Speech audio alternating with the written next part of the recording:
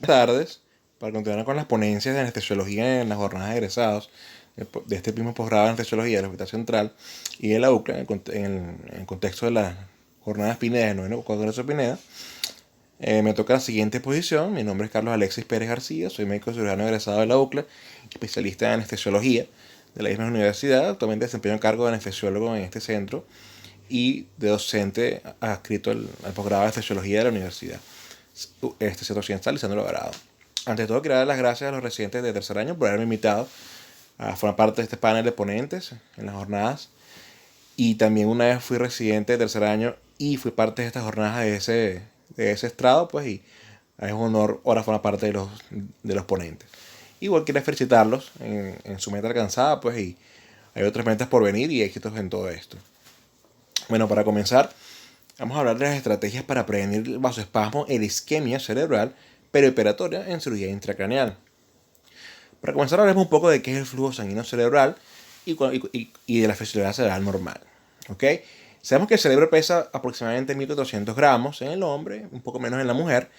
Él representa 2 o 3% del peso corporal total y recibe el 15-20% del gasto cardíaco. Esto corresponde a unos 750 mililitros por minuto. ¿Ok? Es altamente consumidor de oxígeno, un 20% del oxígeno, del consumo total de oxígeno, con un metabolismo a base de glucosa totalmente aeróbico. ¿Ok? En cuanto a los factores que regulan el flujo sanguíneo cerebral, están las teorías clásicas, entre ellas incluye la teoría química, metabólica y humoral, en las cuales el índice metabólico cerebral y el flujo sanguíneo cerebral se ve afectado por los anestésicos, por la temperatura, el despertar y las convulsiones, los cambios en el CO2, en el dióxido de carbono arterial y el oxígeno arterial, ¿ok? Y sabemos que los fármacos anestésicos ejercen efectos en el flujo sanguíneo cerebral. También los fármacos vasoactivos, tipo vasodilatadores y vasoconstrictores, pues ejercen su mismo efecto en la vasculatura cerebral. La teoría miogénica habla de que el músculo de la íntima arterial, de los vasos cerebrales, se regula de manera, vamos a decir, autogestionada a los cambios locales y regionales de demanda de oxígeno. En la teoría reológica habla de que la viscosidad sanguínea es directamente proporcional al flujo sanguíneo cerebral. Mientras más viscoso es inversamente proporcional. Mientras más viscoso es la sangre, pues el flujo sanguíneo es menor. Y mientras más diluida, por decirlo de cierta manera, este flujo sanguíneo es mayor. La teoría neurógena habla de que toda vasculatura corporal, y en el caso de la cerebral también se encuentra inervada, lo que llaman los vaso vasorum, inervada por la tono simpático y parasimpático. ¿Ok? Tenemos los valores normales del flujo sanguíneo cerebral global, un 45 a 55 mililitros por cada 100 gramos de tejido por cada minuto, con diferencias corticales y subcorticales. El consumo metabólico de oxígeno cerebral que oscila entre los 3 a 3.5 mililitros por cada 100 gramos por minuto de tejido cerebral. Una saturación venosa de la yugular de aproximadamente 75%, que puede variar hasta 75%. Ok, y esto lo vamos a ver más adelante, la importancia de este valor. Y la PIC, por supuesto, que tiene un valor de 8 a 12 milímetros de mercurio, siendo un máximo como 20 tolerado. Ok, aquí evidenciamos o vemos el famoso curva de autorregulación cerebral, donde evidenciamos el límite normal de la autorregulación con una presión arterial media que oscila entre los 75 y 125, 130 milímetros de mercurio. Es la que me va a permitir una adecuada presión de perfusión cerebral, la cual va a llevar la sangre hasta los tejidos distales. ¿Ok? Y va a asegurar la entrega adecuada de oxígeno a todos los tejidos. Esta PPC, o presión de perfusión cerebral, es el resultado de la resta de la presión arterial media menos la PIC, motivo por el cual es determinante primordial la presión arterial media de la perfusión de los tejidos cerebrales, manteniendo un rango ideal entre 75 y 80, inclusive hasta 90, hasta 100, 110, 120 milímetros de mercurio. Ok, para continuar y entrar en tema, vamos a hablar de qué es el vasospasmo cerebral. No es más que el estrechamiento arterial vascular, reversible o no, secundario a lo que clásicamente se hablaba de presencia de sangre en el espacio subaracnoideo. Aunque sabemos que hay otros factores que pueden determinarla, que pueden causar el vasoespasmo, que vamos a ver más adelante. Como ya les dije, este fenómeno tiene años descritos, más de 50 años, se describió en el año 1950, o sea, tiene más de 60 años descrito, y se describió secundario a la ruptura de un aneurisma intracraneal. En la actualidad se ha evidenciado que también la reacción tumoral o cualquier tipo de cirugías intracraneales y trauma craneoencefálico van a desarrollar vasospasmo cerebral o causado por hemorragia subaracnoidea. Tiene como consecuencia todo esto desarrollo de isquemia cerebral secundaria de hipoperfusión neuronal. Ahora vamos a hablar de isquemia cerebral. ¿Qué es la isquemia cerebral? Es la reducción del flujo sanguíneo cerebral hasta niveles que son insuficientes para mantener un metabolismo adecuado y una estructura adecuada neuronal, lo que conlleva una falla de la función normal. Ocurre en el 0,48% de la cirugía en general, pero llega a ser una incidencia alta del 2,5% de cirugías neurológicas y vasculares. Okay, imagínense una cirugía neurovascular. La reducción del flujo sanguíneo cerebral va a ser causada por 3 eventos importantes: disminución de la entrega de oxígeno, o sea, de la perfusión cerebral, lo que es causado por vasospasmo y aterosclerosis, obstrucción vascular, que es causado por el embolismo, y desequilibrio entre la demanda de aporte de oxígeno, lo que también es causado por vasospasmo y aterosclerosis.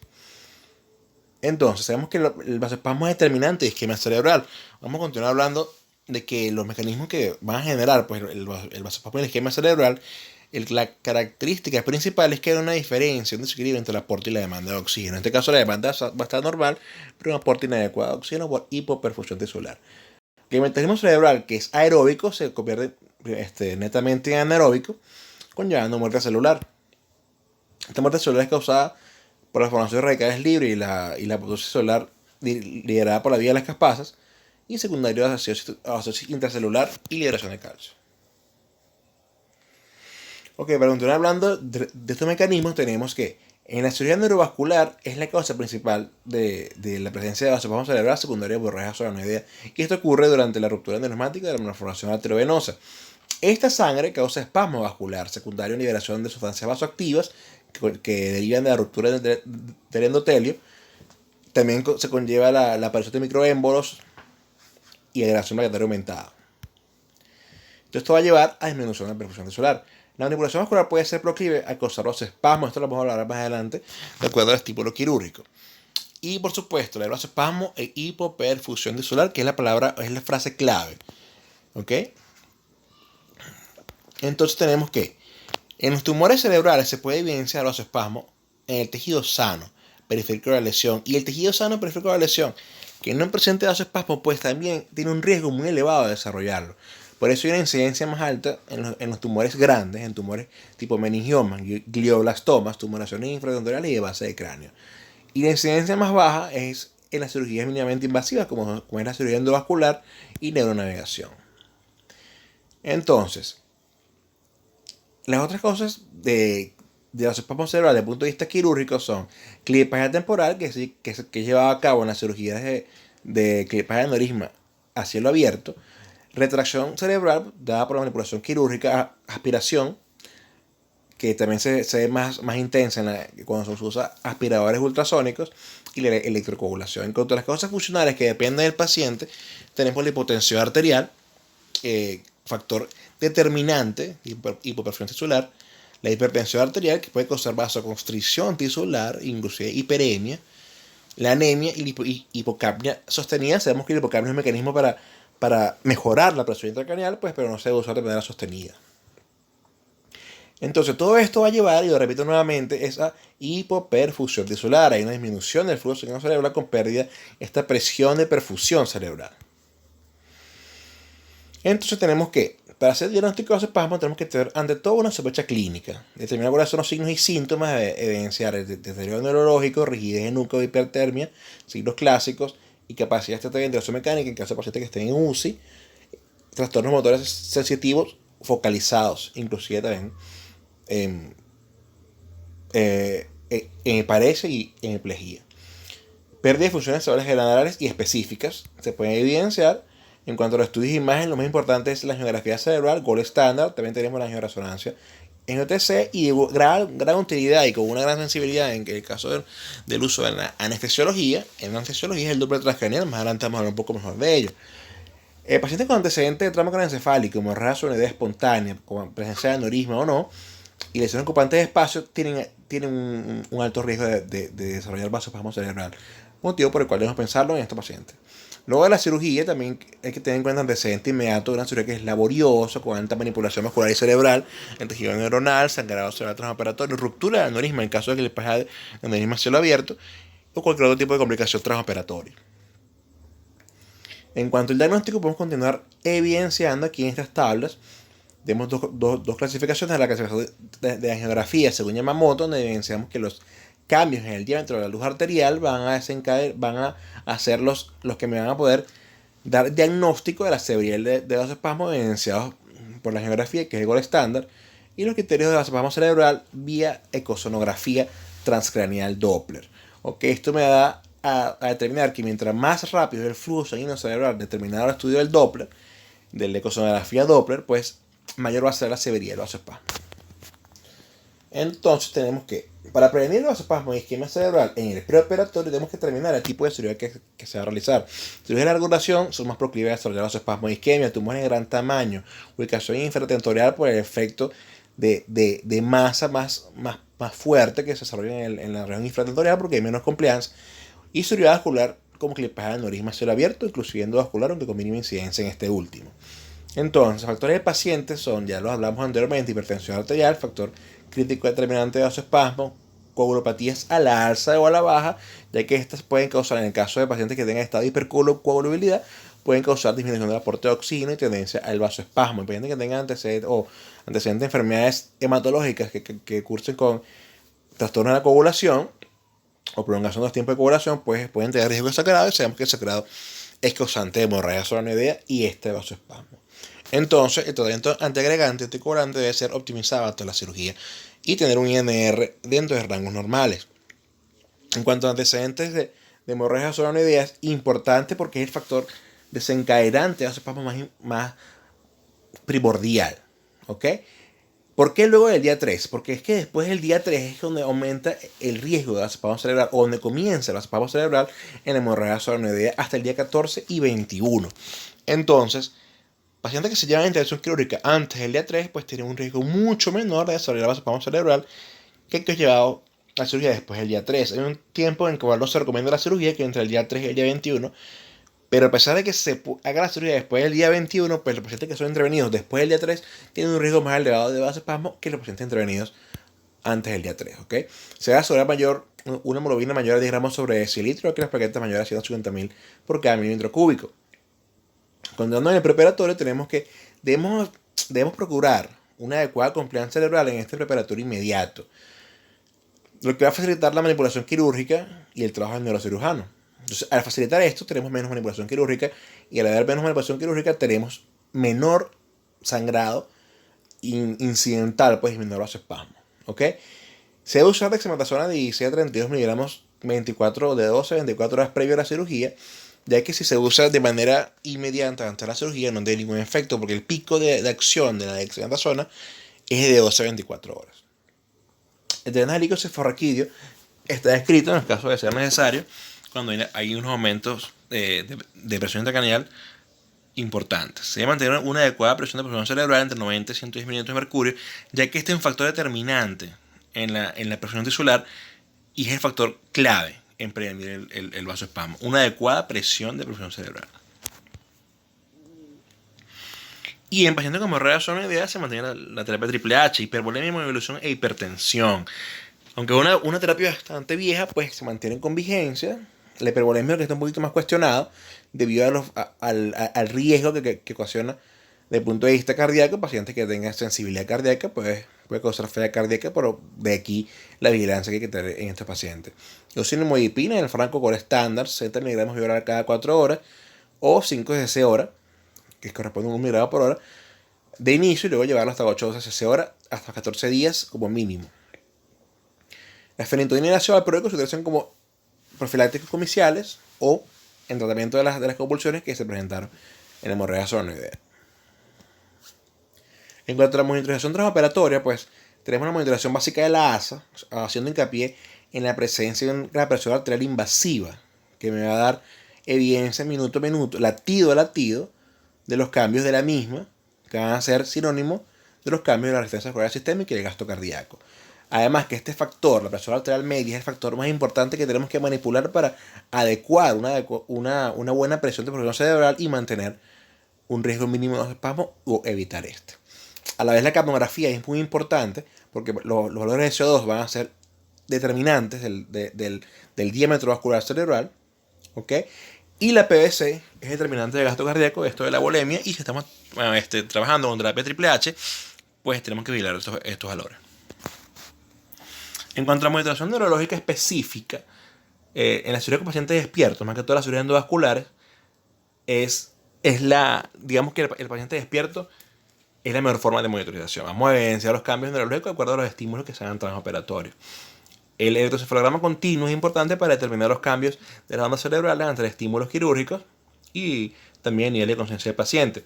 Los potenciales evocados, más adelante vamos a hablar un poco sobre ellos, son muy importantes para determinar el rango o el margen de la escisión quirúrgica del tumor. En cuanto a la medición de la presión de muñón del carotillo, es importante para determinar el flujo sanguíneo cerebral, pero es un método invasivo. Actualmente hoy en día se usa el Doppler transcranial como método no invasivo con alta sensibilidad para determinar el vasoespasmo transoperatorio, inclusive pre y postoperatorio, con alta sensibilidad y sin invadir al paciente. Respecto a la diferencia arteriovenosa de oxígeno, tomando en cuenta la saturación venosa del bulbo yugular, va a determinar el consumo cerebral de oxígeno. Más adelante vamos a hablar un poco sobre eso. Entonces, tenemos que en el transoperatorio es importante mantener el nimodipino, viendo venosa, algunas literaturas nombran o describen el uso de nimodipino vía intracisternal, 0.2 miligramos equivalen a 1 ml, diluidos en 19 mililitros de riña lactato, se colocan durante el campo operatorio a través de 10 minutos. Se mantiene la terapia triple H y lo clave es asegurar una presión arterial media adecuada, 90 a 110 mililitros de mercurio, inclusive a 120 mililitros de mercurio. Evitar la hipotensión a toda costa. La hipotensión es deleteria en neurocirugía. No se debe tener el paciente hipotenso en la cirugía neurológica. La hipertensión o las cifras con tendencia a la alta, pues es lo que va a mejorar la perfusión cerebral. El uso de supresores debe ser necesario para asegurar una adecuada perfusión cerebral a las dosis habituales que ustedes conocen, mantener el nipodipino como les dije anteriormente, y uso hipertónica para mejorar el compliance cerebral. Entonces, hablando un poco sobre el transoperatorio, más en profundidad, debemos mantener la hemoglobina a rango de 10, no dejar que baje de esto. Cumpliremos componentes de forma precoz, ¿okay? El sangrado es abundante. La monitorización, vamos a recordar lo que les dije cuando hablaba de monitorización, estos tres claves o tres monitorizaciones claves en la prevención de vasoespasmos, que es los potenciales evocados, porque van a asegurar los márgenes de escisión o de extirpación de la lesión en caso tumoral, debido a que al evidenciar la respuesta al estímulo en el determinada área cerebral, pues se puede definir el margen de la lesión y evitar incidir, para decir en caso de cirujano, en áreas que no sean tejido funcional del cerebro. En cuanto al Doppler transcranial, pues tenemos en vivo la medición de la velocidad de flujo sanguíneo cerebral, de la arteria cerebral media, arteria cerebral posterior, relación con la arteria carótida interna, y va a determinar la presencia o aparición de vasoespasmos. ¿Okay? Y en cuanto a la saturación venosa del bulbo yugular, va a permitir determinar el consumo de oxígeno cerebral. Si esta saturación está disminuida, tenemos una alta extracción de oxígeno, lo que va a estar causada porque hay un aporte disminuido de oxígeno. Esto es sinónimo de hipoperfusión celular. Se debe mantener el gasto urinario adecuado por encima de 0,5 y la pH entre 8 y 10 mililitros de mercurio. Aquí recordando la tabla de la clasificación de sonográfica Doppler del vasoespasmo cerebral. En el transoperatorio, en cuanto al tipo de anestesia, pues debe ser general balanceada o total intravenosa, sin preferencia del uso de fármacos. Utilizar halogenados se debe utilizar menos de un CAM, ya que por encima de un CAM vienen los efectos deleterios en el flujo sanguíneo cerebral, en la vasodilatación cerebral y por ende en la PIC. Y la PIC aumentada causa vasoespasmo. En cuanto a la producción neurotransmisiva, debe ser plena, debe ser adecuada. Usamos fármacos opioides potentes a dosis alta de inducción y de mantenimiento a las dosis habituales. En neuroprotección se debe llevar a cabo con barbitúricos o benzodiazepinas en inducción a mantenimiento de preferencia. Las medetomidina, fármacos utilizados en la actualidad con muchos beneficios desde el punto de vista de protección neurovegetativa y mínimos efectos en el flujo sanguíneo cerebral. En caso de que apenas se pueda despertar, se usan alfa-2 agonistas y el glipirolato en vez de atropina para evitar aumento del tono simpático, y además que el glipirolato va consono con el inicio de acción de nostimina en caso de usar nostimina, pues, y no se evidencian cambios bruscos hemodinámicos. Se usa Suvamax de preferencia y bloqueos regionales para evitar el dolor en el despertar, que va a aumentar la escala simpática. En postoperatorio inmediato tenemos que mantener adecuada perfusión cerebral, garantizando una adecuada presión arterial media, evitar hipotensión bajo bajo todo costo, ¿ok? Mantener una tensión arterial adecuada, adecuado estado de coagulación y índices hematométricos normales. Nimodipino se debe mantener si está cumpliendo el paciente en el momento de la cirugía y asegurar una terapia antihipertensiva óptima. Vigilancia clínica continua, controles inmunológicos continuos, mantener frascos neuroprotectores y anticomiciales. Acá les muestro la biografía utilizada, aunque es biografía del año 2013 hasta 2019, también hay biografía un poco más antigua, pues, pero lo que quiere decir esto y lo que quiero mostrarles es que se habla del vasospasmo cerebral de hace más de 50 años y ya estaba en estudio en la hemorragia subaracnoidea, solo que en la actualidad, pues de 10 a 5 años para acá, se ha evidenciado que no únicamente la hemorragia subaracnoidea que tiene una incidencia alta de vasospasmo, también el estímulo quirúrgico, el tamaño de los tumores, la duración de la cirugía, entre otros factores que hablamos anteriormente, pues van a contribuir a este vasospasmo y este vasospasmo va a contribuir a la isquemia y, como les dije en toda la ponencia, pues la hipoperfusión tisular, que es lo clave. Nuevamente quería darle gracias a los residentes que me invitaron a dar esta ponencia y nuevamente felicitaciones por su meta alcanzada. Aquí tiene una frase de Immanuel Kant que dice que tan solo por la educación puede el hombre llegar a ser hombre. El hombre no es más que lo que la educación hace de él. Gracias.